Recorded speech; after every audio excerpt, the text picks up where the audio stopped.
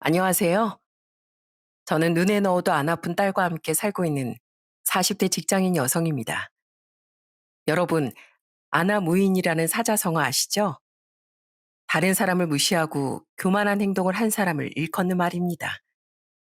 예의나 배려 없이 거만하고 오만한 사람들에게 흔히 이 얘기를 하곤 하죠. 제 주변에도 말 그대로 아나무인 그 자체인 사람이 있는데요. 그 사람을 결단내게 되었던 제 기가 막힌 사연을 여러분들께 한번 들려드리고자 합니다. 저는 지방 시골 마을에서 나고 자랐어요. 삼남매 중 막내딸로 제 위로 언니 오빠가 있었습니다. 아빠는 그때 당시 제조 공장에 다니셨고 엄만 가정주부로 생활을 하시며 저희도 돌보고 간간히 식당 아르바이트를 하셨어요. 집이 잘 사는 편은 아니었기 때문에 여유롭진 않았지만 부모님께선 저희를 위해 최선을 다하셨습니다. 그러다 제가 중학교에 들어갈 무렵 아빠가 다니시던 제조 공장 상황이 어려워지면서 아빠가 회사에서 나오게 되셨어요. 그때 거의 10여 년을 넘게 다니던 곳이었는데 직원들 중에서 제일 오래 다녔던 아빠는 배신감에 정말 많이 힘들어 하셨습니다. 그래서 한 몇 달 동안 일도 안 하시고 내내 집에만 계셨던 때가 있었죠. 그러다 보니 저희 집은 전보다 금전적으로 정말 빠듯하고 어려워졌어요. 그런데 그때도 엄만 아빠에게 단 한 번도 잔소리를 하지 않으셨어요. 그런 모습을 보면서 사춘기였던 전 이해가 되지 않았습니다. 어린 마음에 어느 날은 제가 엄마에게 물어본 적도 있었습니다. 엄마, 아빠 계속 저렇게 일 안 하신대? 벌써 몇 달 동안 집에만 있고 맨날 엄마만 식당 일 나갔다 오고 힘들잖아. 엄마는 왜 아빠한테 아무런 말도 안 해? 연진아, 지금까지 아빠가 열심히 일해서 우리 연진이랑 연진이 오빠랑 언니랑 다 키운 거야. 학교에서도 수업 시간 끝나면 항상 쉬는 시간 있지? 그런 것처럼 열심히 일하고 나면 쉴 때도 있어야 하는 거야. 아빠가 지금은 마음이 편안하지 않아서 그래. 그래도 연진이 아빠 알지? 항상 든든하게 우리 가족 지켜주는 게 아빠잖아. 그러니까 지금은 아빠가 좀 쉴 수 있게 시간을 좀 드리자. 그렇게 엄만 아빠가 스스로 위기를 이겨내실 수 있도록 옆에서 힘을 많이 주셨습니다. 그런 모습을 보면서 저 또한 이런 게 가족이고 부부구나 생각을 했었어요. 엄마뿐만 아니라 그때 당시 성인이었던 언니와 오빠도 일을 하면서 생활비도 보태며 정말 가족들이 다 같이 위기를 극복하기 위해 노력했습니다. 이런 노력 덕분인지 아빠의 방황은 6개월 만에 끝이 났어요. 아빤 다른 공장에 취직을 하셨고 전보다 더 열심히 일을 하셨습니다. 아마 아빠도 얘기는 안 하셨지만 가족들이 모두 자신을 위해 노력하고 있다는 걸 잘 아셨던 것 같아요. 그리고 저 또한 이런 가족들을 위해 정말 잘 살려고 노력했습니다. 대학에 입학을 하고 졸업 후엔 일반 회사에 취업을 하게 되었어요. 그러다 제가 26살 때 한 남자를 만나게 되었습니다. 공무원이었던 그 남자는 정말 성실하고 부지런했어요. 그런 모습에 호감이 생겨 연애를 시작하게 되었고 1년여의 연애 끝에 결혼까지 하게 되었어요. 사실 남편도 성실하고 부지런한 사람이었지만 특히나 전 시부모님이 정말 좋으신 분들이었습니다. 시골에서 농사를 지으셨던 시부모님께서는 항상 집으로 농산물을 매번 보내주셨고 명절이나 제사 때도 저희가 가기도 전에 먼저 후딱 음식을 다 해놓으시곤 기다리실 정도로 절 많이 아껴주셨어요. 특히나 결혼하고 1년 후 제가 임신을 했을 땐 정말 누구보다 기뻐하셨던 게 바로 시부모님이셨답니다. 그때 임신 소식을 알려드리고선 진짜 집안일은 싹 다 시모가 해주시기도 했어요. 한 번은 제가 그런 시모를 말린 적도 있었습니다. 어머님, 제가 나중에 할게요. 오셨는데 맨날 집안일만 하시다 가시고 그러지 마시고 앉아서 저랑 차 마시고 TV도 보다가 가세요. 아니다. 이거 금방 하면 되니까 넌 가서 좀 쉬고 있어. 아참, 아까 내가 가지고 온 반찬 좀 맛봐보렴. 너 좋아하는 고등어 조림 해왔으니까 좀 먹어봐. 어머님, 이런 거 안 해오셔도 되는데 매번 어머님이 아침부터 저녁까지 다 챙겨서 오셔가지고 제가 하는 일이 하나도 없네요. 그러라고 내가 해오는 거야. 아이 가졌을 때 마음이 편안하고 행복해야 된다. 그러니까 무리하지 말고 편하게 쉬어. 알았지? 시모께선 정말 제 몸을 생각하면서 내내 절 챙겨주셨어요. 그 덕분에 전 행복하게 임신 기간을 보낼 수 있었습니다. 그렇지만 이 행복은 오래가지 못했어요. 임신한 지 5개월이 되었을 때 피가 비쳐 검진을 갔더니 이미 아이의 심장이 멈췄다고 하더군요. 결국 그렇게 첫째 아이를 허망하게 떠나보낼 수밖에 없었어요. 정말 그때 얼마나 울었는지 모릅니다. 정신을 차리지 못할 정도로 하루 종일 눈물만 내내 흘렸어요. 그 모습을 보면서 시부모님도 함께 절 껴안고 우시기도 했습니다. 어머님, 아버님, 죄송해요. 저 때문에 아이가 떠난 것 같아요. 죄송해요. 네가 죄송할 게 뭐가 있어. 아가, 네가 잘못한 거 하나도 없다. 의사 선생님도 말했잖니. 그러니까 제발 자책하지 말거라. 네 건강 회복하려면 잘 먹어야 돼. 안 넘어가도 이거 죽 조금만 먹자. 그래 아가, 우린 네 건강이 더 중요해. 너무 울면 기운 빠진다. 울지 말거라. 우리 걱정이랑 하지 말고 네 몸 먼저 챙겨. 정말 누구보다 손주를 기다리고 있었던 시부모님은 유산 이후에 단 한 번도 아이에 대한 얘기를 꺼내시지 않을 정도로 절 많이 배려해 주셨습니다.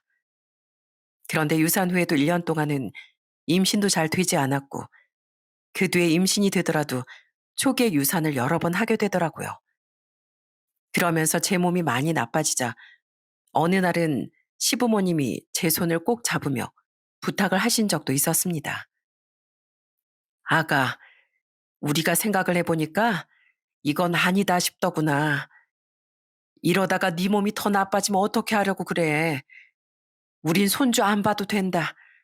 그저 너만 건강하게 잘 지내면 돼. 그러니까 무리해서 아이 가질 필요 없어. 어머님, 하지만 그동안 많이 기다리신 거 제가 아는데 어떻게 그래요. 저희 더 노력해 볼게요. 아니다, 아니야. 그러다 네 건강도 잃을까 봐 우린 그 걱정뿐이야. 괜찮으니까 네 몸 먼저 챙기자꾸나. 아이야 나중에 자연스럽게 생기면 낫는 거고 그렇지 않더라도 괜찮으니까 걱정하지 말고 네 몸 먼저 챙기자고. 그렇게 절 생각해 주시는 시부모님이 정말 감사하고 눈물이 절로 나올 지경이었어요. 솔직히 시부모님이 얼마나 손주를 바라고 바라왔는지 누구보다 잘 알고 있었기 때문에 저런 말씀까지 저에게 한다는 건 얼마나 힘든 결정인지 알았거든요. 그 마음이 느껴져 정말 더 죄송하고 감사했습니다. 다행히 몇 번의 유산 이후 저희는 어렵게 임신을 하게 되었어요. 그때 임신을 했을 당시 남편뿐 아니라 시부모님, 저희 친정 식구들까지 모두 10개월 내내 노심초사 마음을 놓지 못했습니다. 정말 다행히도 별탈 없이 10개월을 모두 채워 건강한 아이를 낳을 수 있었어요. 그렇게 모두가 기다리고 기다리던 아이가 바로 저희 딸입니다. 저뿐만 아니라 모든 가족들에게 귀중한 아이였죠. 사실 딸을 출산하고서 제 건강은 정말 많이 약해졌어요. 제대로 수유도 하지 못할 정도로 매일을 누워 있었는데 그래서 절 대신에 시부모님이 저희 집에 매일같이 오셔서 아이가 어느 정도 클 때까지 같이 돌봐주시기도 했습니다. 정말 아이가 클 때 제일 큰 공을 세웠던 분들이 바로 시부모님이라고 제가 자신 있게 말할 정도로 정말 많이 챙겨주셨죠. 그러다 보니 저희 딸도 항상 할머니, 할아버지를 존경하고 소중하게 생각했습니다.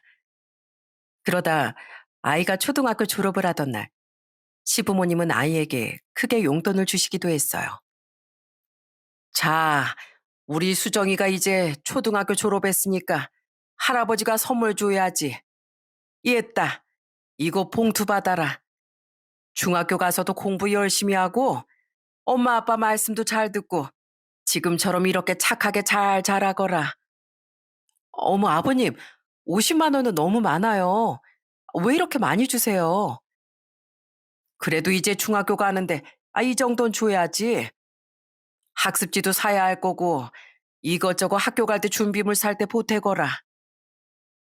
그런데 그렇게 50만 원을 받고 우리 딸은 또 뭘 했는 줄 아시나요? 바로 자기 할머니, 할아버지 손 시렵다고 겨울에 따뜻하게 지내시라고 목도리랑 장갑을 선물해 줬더라고요. 그걸 보고선 시부모님이 얼마나 행복해 하시고 좋아하셨는지 모릅니다. 아니, 중학교 가서 용돈으로 쓰라고 했더니만 왜 이런 걸 샀어? 돈 다 썼겠네. 다 썼겠어. 아니에요. 아직 많이 남았어요. 이거 제가 목도리 매드릴게요. 할머니, 할아버지 올겨울 따뜻하게 보내시라고 제가 골랐어요. 아유, 진짜 따뜻하네. 올 겨울은 이것만 메고 살아도 되겠다. 고맙다, 우리 손녀. 와, 누가 보면 넌 할머니, 할아버지 딸인가 보다라고 생각하겠다, 얘. 엄마 진짜 질투난다, 질투나. 맞아. 나 할머니, 할아버지가 제일 좋아. 그래, 나도 우리 손녀가 최고다, 최고. 그렇게 자신을 누구보다 아끼고 사랑해주는 할머니, 할아버지의 마음을 알고 감사해하는 딸이 정말 기특하기도 했습니다.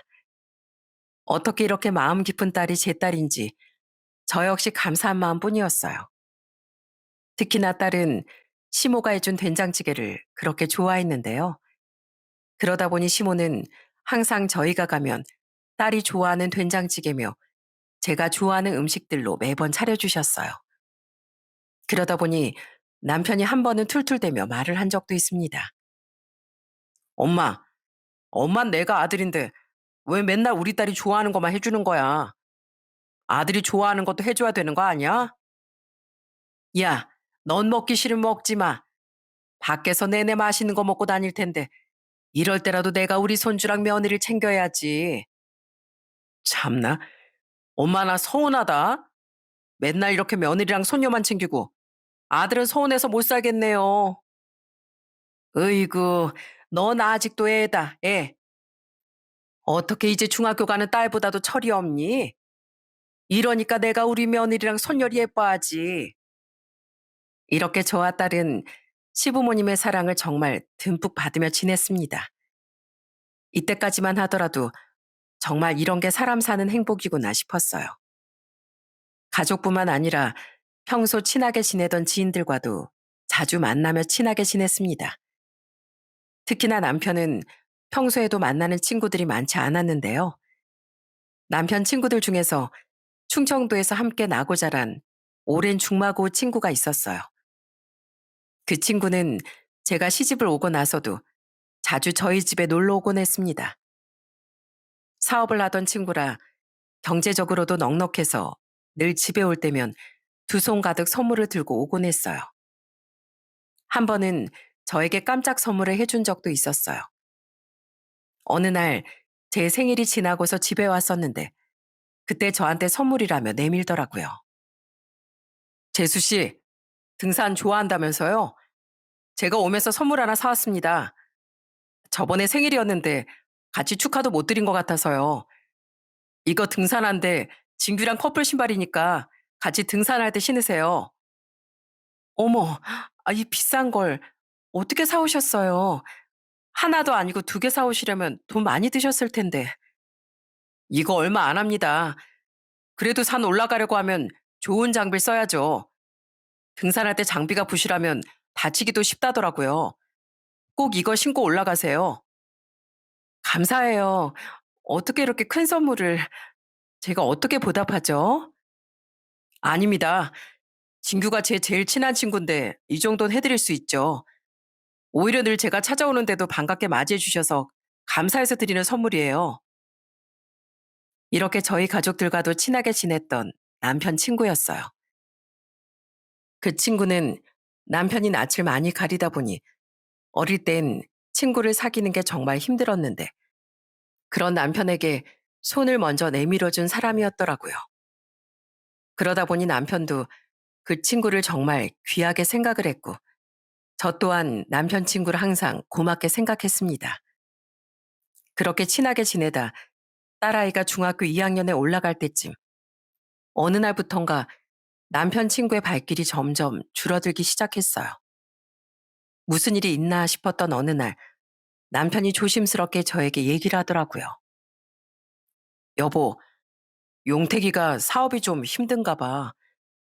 요 며칠 연락이 안 오길 한 번 만났는데 사업이 많이 어려운 모양이더라고. 그래서 말인데 용택이 사업 자금으로 우리 모아둔 돈이랑 해서 대출도 좀 받고 한 1억 원 정도 빌려주면 어떨까? 뭐? 1억 원이나?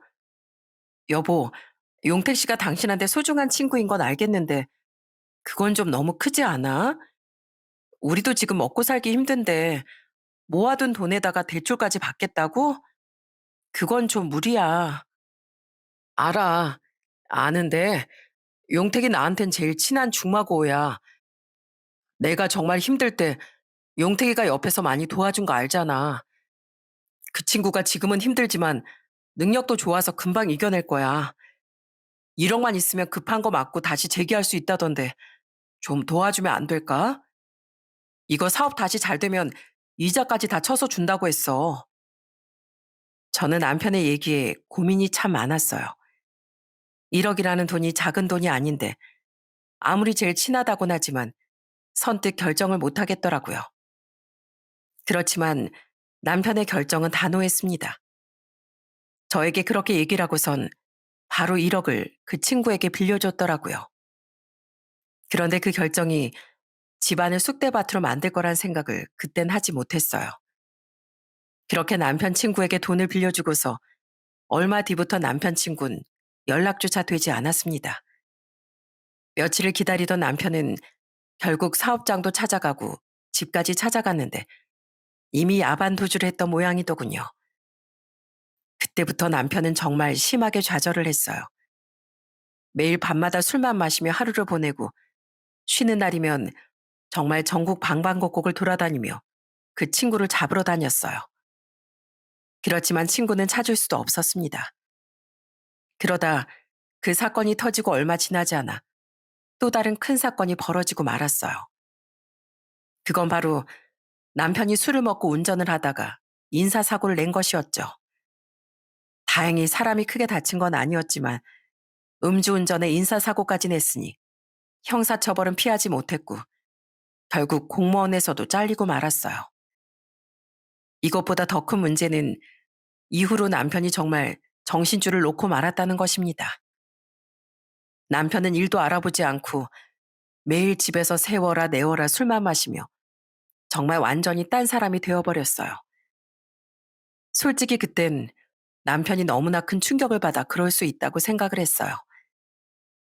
남편에게 조금 시간을 주고 기다려주면 금방 정신을 차릴 거라고 믿었습니다.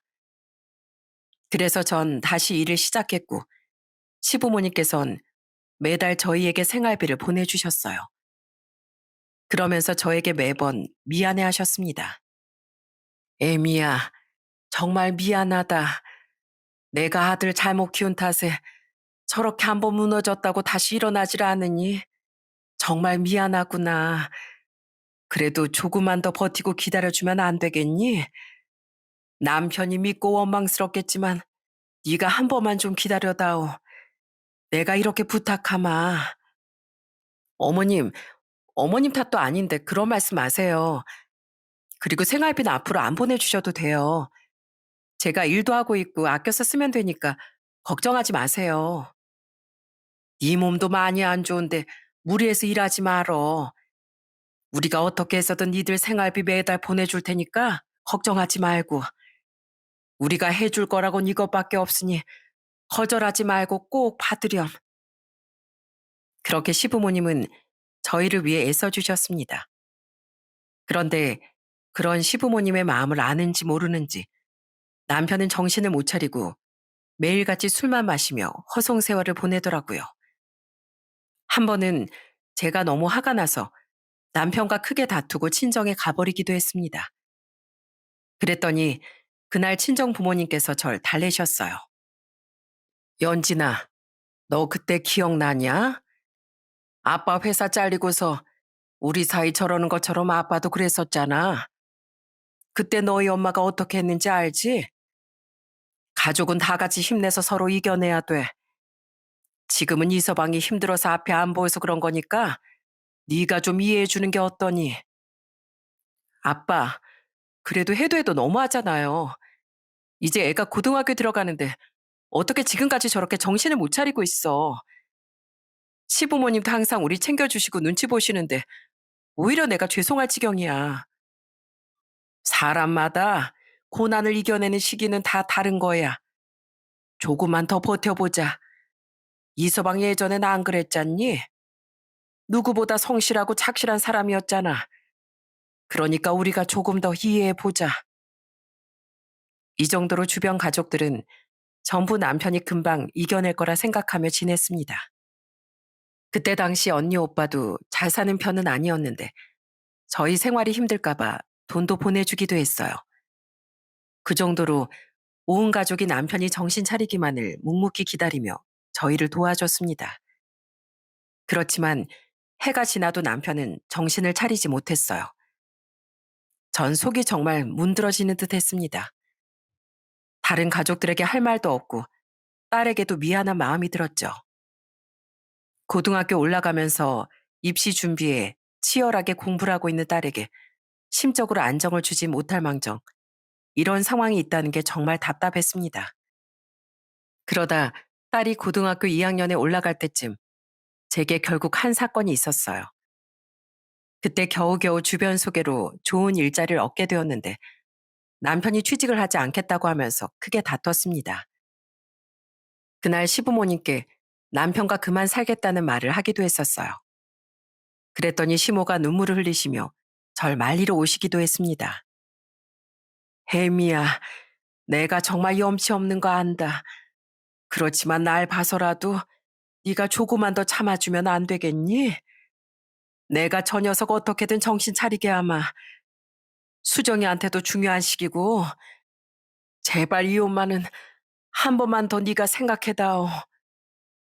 어머님, 저 너무 지쳤어요. 돈도 돈이지만 아무것도 안 하고 집에서 저렇게 가만히 누워서 술만 마시고 있는 꼴, 저 더는 못 보겠어요. 수정이 봐서라도 어떻게든 저 참아보려고 했는데 이번엔 진짜 끝인 것 같아요. 혜미야, 아범은 내가 어떻게 해서든 정신 차리게 할게. 딱 한 번만 기회를 더 다오. 내가 이렇게 부탁하마. 제발 한 번만 더 기회를 다오. 날 봐서라도, 우리 수정일 봐서라도 한 번만 참아다오. 간절한 시모의 부탁에 전 외면을 할 수 없었습니다.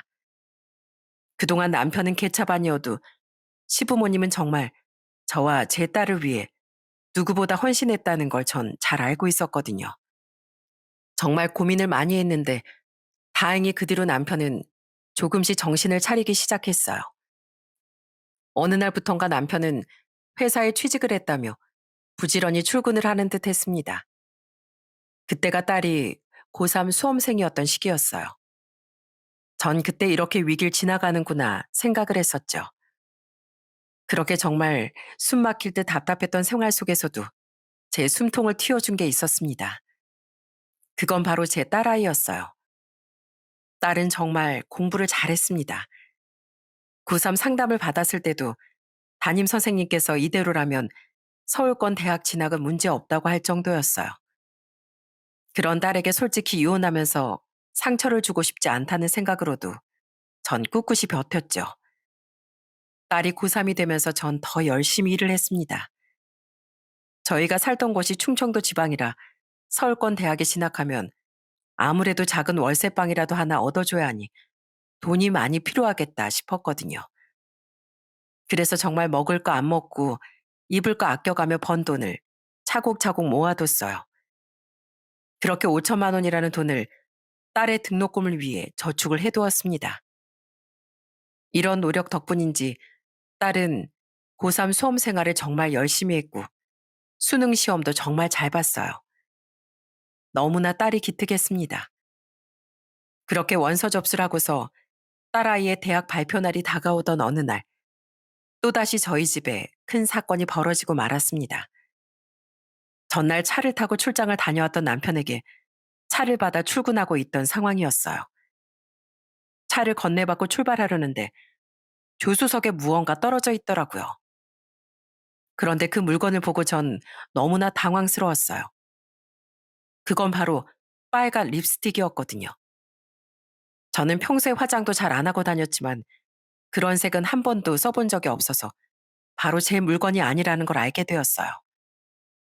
그래서 전 바로 차 블랙박스를 살펴보았죠. 그런데 그 블랙박스에 담겨 있던 영상은 정말 충격 그 자체였습니다. 전날 지방 출장을 간다던 남편은 출장이 아니라 어떤 여자 여기저기 전국을 놀러 다니고 있었더라고요. 같이 숙박업소를 다정하게 팔짱을 끼고 들어가는 장면까지 담겨 있었어요. 그 불륜 현장을 보고선 정말 머리가 띵하게 한 대 맞은 것 같았습니다. 어떻게 사람을 속이고 그런 짓을 할 수가 있는지 분노가 제 머리끝까지 차올랐어요. 그래서 전 퇴근하자마자 바로 남편에게 추궁을 했어요. 당신, 이거 뭐야? 블랙박스 이미 다 확인했어. 그러니까 거짓말을 생각하지 말고 진실을 말해. 아, 자기 물건 좀 잘 챙기라니까 그것도 떨어뜨렸어? 그래, 뭐 다 들켰네. 왜? 어쩔래? 그거 발견했다고 네가 뭐 어쩔 건데? 뭐 그럼 이혼하던가. 뭐? 당신 지금 그 말이 나와? 어떻게 뻔뻔하게 그딴 말이 당신 입에서 나와? 야, 이 작거사. 무능력하고 무개념의 무인성까지.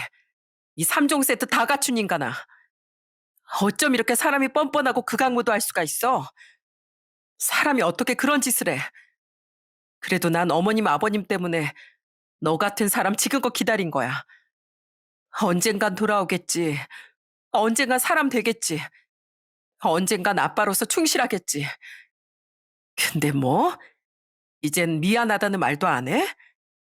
당신이 그러고도 사람이야? 아니 뭐 이제 와서 미안하다고 하면 뭐가 달라져? 그래서 어쩔 건데? 뭐가 어쩌고 어째? 네가 어떻게 그럴 수가 있어? 어떻게 그럴 수가 있냐고 이 인간아. 어찌나 남편은 뻔뻔한지 기가 막히더라고요. 그 모습을 보며 전 남편의 옷깃을 잡고 울분을 토해냈습니다. 그때 막 딸이 집으로 들어왔어요. 저희가 싸우는 소리가 밖에서도 다 들렸던 모양이었는지 바로 딸은 저희 곁으로 오더니 절 말렸습니다. 엄마, 엄마 그만해. 이제 그만해. 아빠 진짜 해도 해도 너무한다. 이제 하다 하다 안 되니까 바람까지 폈어? 엄마가 지금까지 어떻게 했는데 내가 엄마한테 뭐라고 했는지 아빠 알아? 엄마한테 아빠 믿고 기다려주자고 했어. 아빠도 다 생각이 있을 거라고. 내가 오히려 아빠 편들었다고. 근데 뭐? 바람을 펴? 아빠 진짜 해도 해도 너무한다. 딸한테 창피하지도 않아?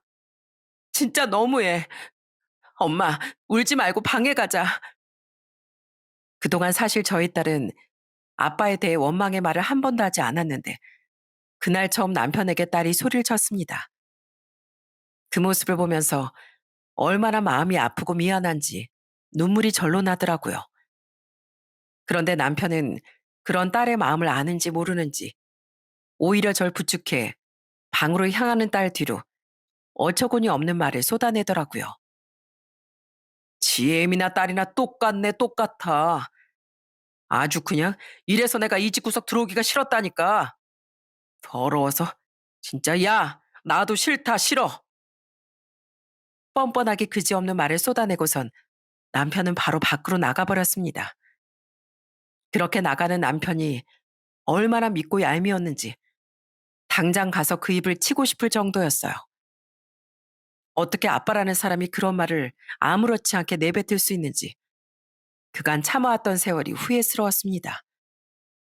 방으로 딸과 함께 들어오고 나서 딸은 제 손을 꼭 잡더니 얘기를 하더라고요. 엄마, 나 이제 더 이상 아빠 편 못 들어주겠다. 엄마도 이제 참을 만큼 참았으니까 이혼해. 나도 이제 성인 됐으니까 엄마도 나 클 때까지만 참으려고 했던 거잖아. 앞으로는 엄마 인생 살아. 전 딸의 말에 너무나 눈물이 나왔습니다. 솔직히 남편을 포기하고 싶었던 순간이 한두 번도 아니었는데 정말 딸 하나 보고 꿋꿋이 참았거든요. 그토록 이혼만은 안 된다며 반대하던 딸도 이렇게 돌아서 버렸으니 이젠 정말 결단을 내릴 시기라고 생각을 했습니다. 그래서 전 바로 시모에게 전화를 했어요. 어머님, 저 도저히 안 되겠어요. 저 남편이랑 이혼할게요. 이젠 끝낼 때가 된 것 같아요. 그런데 제 말에도 시모는 아무런 말을 하지 않으시더라고요. 그래서 전 시모가 절 또 말리려고 하시는가 생각을 했어요. 그런데 얼마 지나지 않아 들려온 소린 다름 아닌 시모의 울음소리였죠. 한참을 우시던 시모는 겨우 눈물을 참으시더니 말을 꺼내셨어요. 그래, 에미야. 나도 이제 더 이상은 널 못 잡겠구나. 그래, 그렇게 하거라. 내가 어떻게 널 잡겠니? 어머님, 죄송해요. 어머님, 아버님께 정말 죄송하지만 이젠 저 더 이상 버틸 수가 없겠어요. 더 버티다간 제가 미쳐버릴 것 같아요. 그래, 알겠다. 내가 정말 미안하다, 에미야. 그렇게 전 남편과 이혼을 준비했습니다. 사실 그때까지만 하더라도 남편과 합의 이혼을 하려고 했었어요. 저나 남편이나 돈이 여유롭지 않으니 합의하에 마무리하는 게 좋을 것 같다 싶었거든요. 남편 또한 합의 이혼을 하자는 얘기를 해서 그렇게 마무리를 지으려고 했습니다. 그런데 남편이 이상하게 차일필 서류 작성하는 걸 미루더라고요. 하루는 바쁘다고 시간이 없다며 미루고 또 하루는 출장 갔다 와야 한다며 미루기 시작했습니다. 짜증은 났지만 어차피 헤어질 건데 시간 될 때 빨리 마무리해야 되겠다고 생각을 했어요. 그러다 며칠 뒤 저희에게 정말 기쁜 소식이 들려왔습니다. 그건 바로 저희 딸의 명문대 합격 소식이었어요. 얼마나 기쁘고 좋아하는지 모릅니다. 딸아이도 그때 너무 행복해하고 기뻐하면서 눈물을 흘렸어요. 전 진짜 너무너무 기뻐서 만세를 외칠 정도였죠. 정말 딸이 없었으면 어쩔 뻔했나 싶을 정도로 정말 기뻤습니다.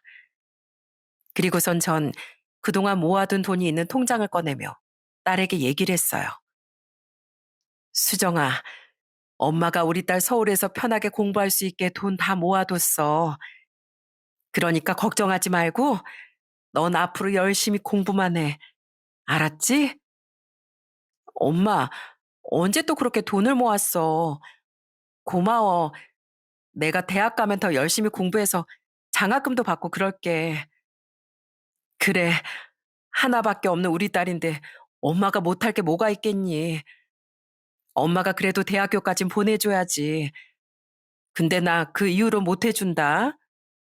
알았어요, 알았어. 그 다음은 내가 엄마 책임질 테니까 걱정하지 마. 그렇게 축하를 하고 등록금 입금을 하기 위해 통장에 있는 돈을 찾으러 갔습니다. 그런데 그날 저는 통장 잔액을 보고 경악을 금치 못했어요. 통장에는 단 한 푼도 남아있지 않았거든요. 사실 2년 전에 스팸 전화랑 메시지 때문에 핸드폰 번호를 바꾼 적이 있었습니다. 그러면서 다른 은행은 번호를 바꿨는데 하필 그 통장 있는 은행은 돈 입금만 하다 보니 제가 신경을 통 못 쓰고 바꾸지 못했던 거였죠. 그래서 인출이 되어도 알림을 받지 못한 거였어요. 그리고 그 통장이 딱 비어 있는 걸 보고서 전 단박에 그 범인이 누군지 알았습니다. 제 통장 비밀번호를 알고 있는 사람은 저 말고 딱 한 사람밖에 없었거든요. 범인은 바로 남편이었습니다. 이건 정말 전적으로 제 큰 실수였어요. 제가 주로 쓰는 은행 세 곳 모두 비밀번호가 똑같았거든요. 그걸 알고서 남편이 정말 여우같이 통장 속 돈을 싹 다 빼서 써버린 거였습니다. 확인해보니 그 돈을 다 누군가에게 이체를 했더라고요. 저는 바로 남편에게 전화를 걸었지만 받질 않더군요. 아마 남편도 알고 있었겠죠. 남편은 본인이 제 통장에서 돈을 빼간 걸 들켰다는 걸 알았으니 전화도 받지 않고 저에게 문자만 보내왔습니다. 야, 신고할 거면 신고해. 어차피 우리 부부끼리 고소 못하는 거 알지? 그랬습니다.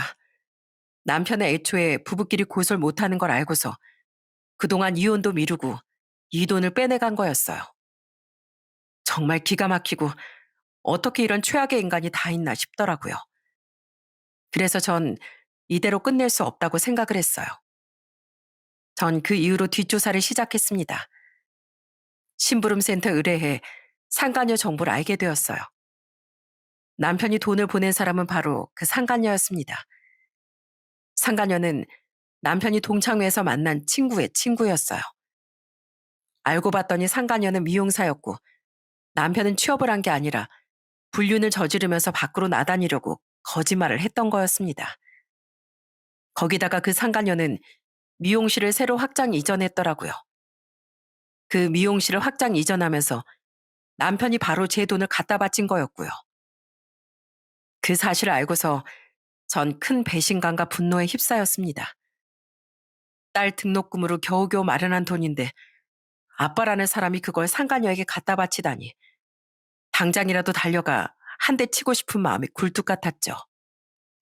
그날 집으로 돌아온 딸은 단박에 무슨 일이 있다는 걸 알더라고요. 그런 딸에게 전 모든 사실을 털어놨습니다. 그랬더니 딸이 분노에 차 얘기를 했어요. 엄마, 나 이제 도저히 용서 못해. 어떻게 이럴 수가 있어? 아빠가 날 위해서 뭘 사준 적이라도 있어? 아니면 나한테 잘해달라고 했어? 나 공부하는 거 응원해준 적 있냐고. 한 번도 없잖아. 아빠가 나한테 해준 게 뭐가 있다고 그걸 가지고 가? 그러니까 이제 나 아빠 절대 용서 못해. 그 사람은 아빠도 아니야. 그렇게 저희는 같이 복수를 다짐했습니다. 저희는 그 다음날 바로 상가녀가 새로 오픈한 미용실을 찾아갔어요. 그날이 첫 오픈날이었거든요. 상가녀는 딸의 얼굴도 모르고 제 얼굴도 잘 모르는 듯 처음에 미용실에 들어갔을 때 전혀 알지 못하더라고요.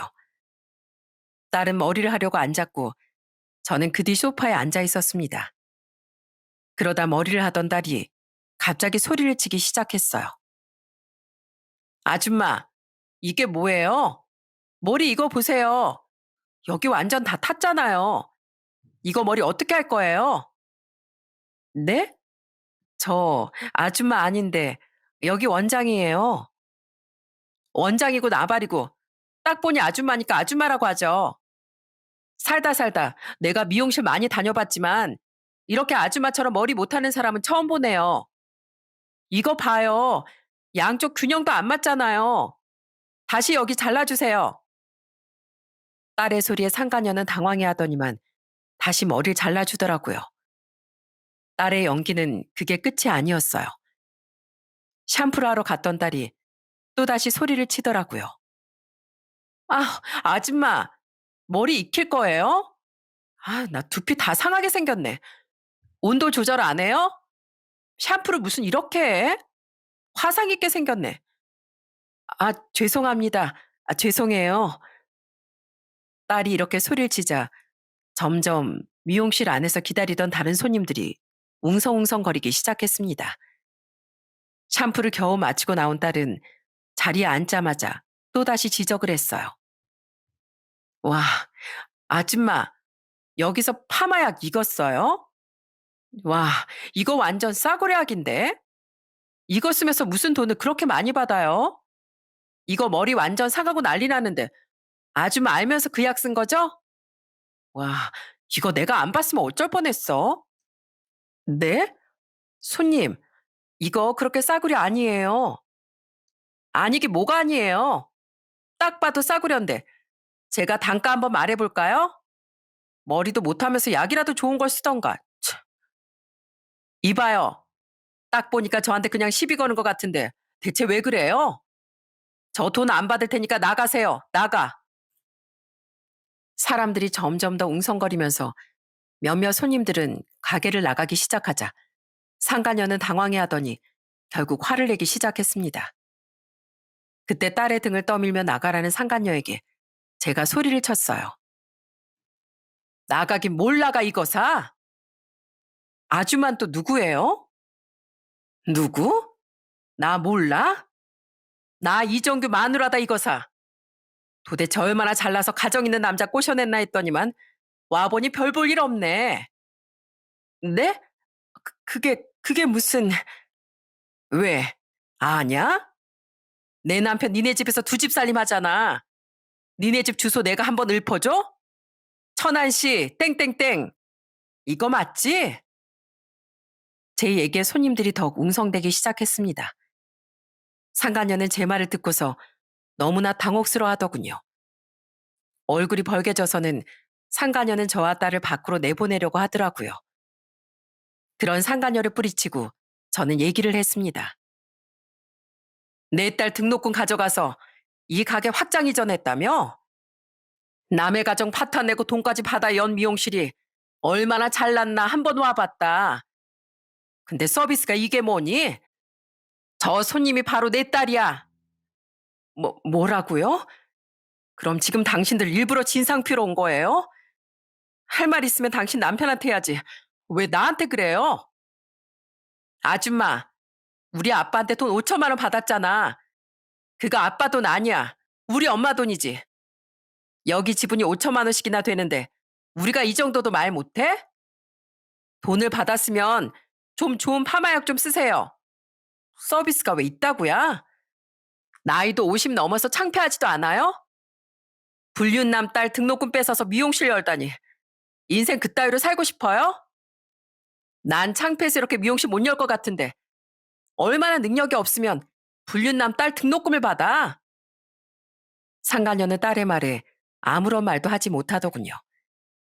그러니 미용실에 있던 다른 손님들은 쑥덕거리며 난리가 났어요. 그 다음 전 마지막으로 딱 한마디를 했습니다.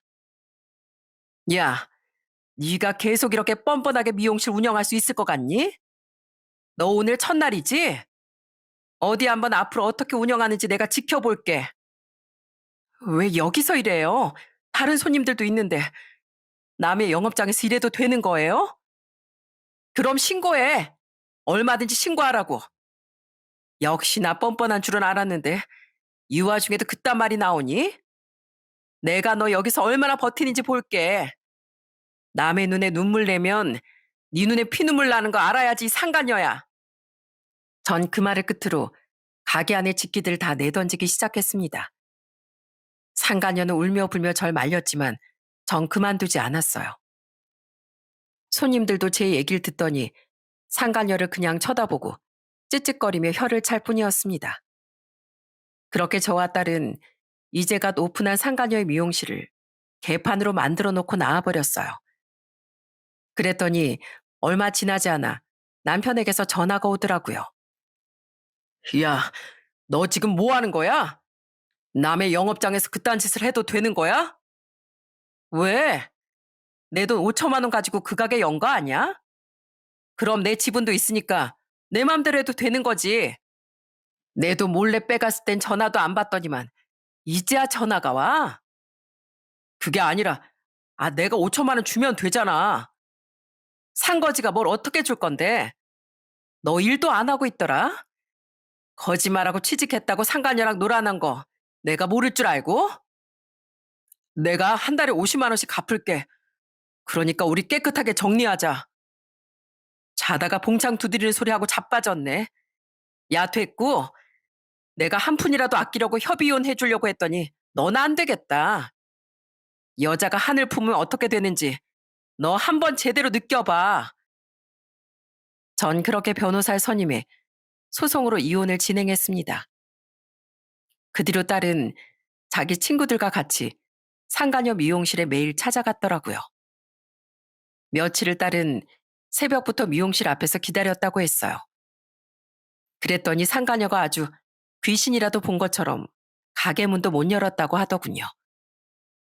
뿐만 아니라 딸 친구들이랑 그 동네 커뮤니티에 상간녀 미용실에 대한 얘기를 싹 다 올려서 결국 하루도 제대로 장사를 못하고 상간녀는 한동안 문을 안 열더니 가게를 내놓았습니다. 그리고 남편간 소송으로 이혼을 했어요. 유책 사유가 있는 남편은 재산 분할을 하면서 조금 있었던 돈도 저에게 위자료로 다 뱉어야 했습니다. 그 뒤로 이혼 소식을 듣고서 시부모님이 절 찾아오시기도 했어요. 혜미야, 미안하다. 내가 염치 없이 널 붙잡고 있는 바람에 이런 일까지 겪게 하고 다 내 잘못이다. 자식 잘못 키운 내 탓이야. 정말 미안하구나. 그리고 그 5천만 원은 우리가 다 갚으마. 어머님, 어머님이 왜요? 어머님, 아버님 잘못도 아니고 남편이 잘못한 건데. 아니다. 자식이 잘못한 건 부모가 책임져야 하는 거야. 그놈이 무슨 능력이 있다고 그 돈을 다시 줄 수 있겠어. 우리 손녀 등록금도 내야 되고 니들도 앞으로 살아야 할 텐데 내 욕심에 널 붙잡고 있었구나. 너같이 좋은 며느리를 다른 집안에 주고 싶지 않았다. 근데 그게 다 내 욕심이었어. 널 잃고 싶지 않아서 널 붙잡았다. 정말 미안하구나. 그래, 네 시애미 말이 맞다. 우리가 다 잘못해서 이렇게 된 거야. 그리고 5천만 원에 2천만 원은 앞으로 네 생활비로 쓰거라. 너 지금까지 우리 아들 때문에 고생한 거 다 안다. 앞으로 수정이랑 너랑 잘 살라고 주는 거니 거절하지 말고 바꿔라. 사실 처음엔 이 돈을 정말 어떻게든 안 받으려고 했지만 끝끝내 시부모님은 제 손에 쥐어주셨습니다. 그렇게 남편과 이혼을 하고서 저와 딸은 집 하나를 얻어 같이 살게 되었어요. 전 남편은 이혼 후에 상간녀를 데리고 진짜 염치 없이 시부모님께 인사를 드리러 갔던 모양이더라고요. 그런데 시부모님은 그 자리에서 상간녀의 머리채를 잡고 아주 난리를 피우셨나 봅니다. 그래서 오자마자 제대로 인사도 못하고 도망을 쳤다고 해요. 그로부터 1년 반 정도가 지나고서 전 남편은 상간녀와 헤어졌나 보더군요. 그리고 전 남편이 시댁에 찾아갔을 때도 시부모님은 다시 내쫓으셨고 결국 전 남편은 혼자서 원룸을 구해 살고 있답니다. 그 나이에 제대로 된 직업도 없이 가족한테도 외면받아 혼자서 처량하게 원룸에 살고 있다고 하니 참 불쌍한 인생이 따로 없는 것 같아요. 지금도 가끔씩 시부모님께 전화를 해서 엄마 10만 원만, 엄마 20만 원만 이런다던데 어떻게 나이 50 먹고 그러고 있는지 참 한심하다는 생각이 들었어요. 그렇게 한심한 전 남편과 완전 끝을 냈지만 저는 가끔씩 시부모님과는 만나고 있답니다. 절 그렇게 아끼고 애정을 주셨던 시부모님과는 연을 끊을 수 없더라고요. 그래서 종종 같이 식사도 하고 딸과 함께 찾아뵙기도 한답니다. 지금은 저희 딸이랑 참 잘 지내고 있어요. 딸은 열심히 대학에 다니고 있고 저번 학기엔 장학금까지 받았답니다. 그리고 저 역시 열심히 일을 하면서 잘 지내고 있어요. 집안의 유일한 문제였던 남편 하나가 없으니까 오히려 제 마음이 참 편안하고 평온해졌더라고요. 저번엔 딸이 절 보더니 놀라서 말을 한 적도 있어요. 엄마, 엄마 요즘 왜 이렇게 피부가 좋아졌어? 완전 혈색이 돌아왔는데? 피부가 요즘 장난 아니야. 뭐 요즘 관리 받나 봐? 어머, 그러니? 그러고 보니까 요즘 피부 좋아졌다는 소리 엄마 얼마나 많이 듣는지 모르겠네. 이렇게 좋아졌을 때 관리 좀 받아야 되겠다. 엄마, 나도 피부 관리 받을래. 엄마 나랑 같이 피부 관리 받으러 다니자. 그래, 좋아. 우리 딸이랑 같이 가야겠네. 그렇게 집안의 원흉이 없어지다 보니 저도 이제 조금씩 살만하는 인생을 살고 있는 것 같습니다. 친정 부모님도 처음엔 제가 이혼을 한다고 하니 마음 아파하셨지만 이렇게 잘 지내는 걸 보시고선 잘했다며 요즘은 더 좋아하세요. 오빠랑 언니도 각자 가정에서 열심히 일하며 잘 지내고 있습니다. 이젠 딸 대학만 졸업시키고 나면 저 역시 남들을 도우면서 살 생각이에요. 전부터 봉사활동을 하고 싶었는데 제가 할 일들을 다 마무리하고 나면 봉사하면서 남은 여생을 지내보려고요.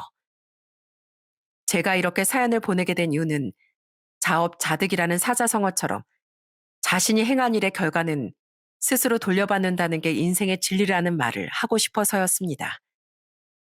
누군가는 인생은 어떻게 해서든 성공만 하면 된다고 생각을 하겠지만 그 과정이 불손하다면 결국 벌은 자신이 받게 되는 것 같아요. 그러니 이걸 잊지 말고 사는 동안 늘 정직하고 겸손해야 하는 것 같습니다. 사람은 누구나 마음을 기댈 수 있는 일이 필요하다고 하죠.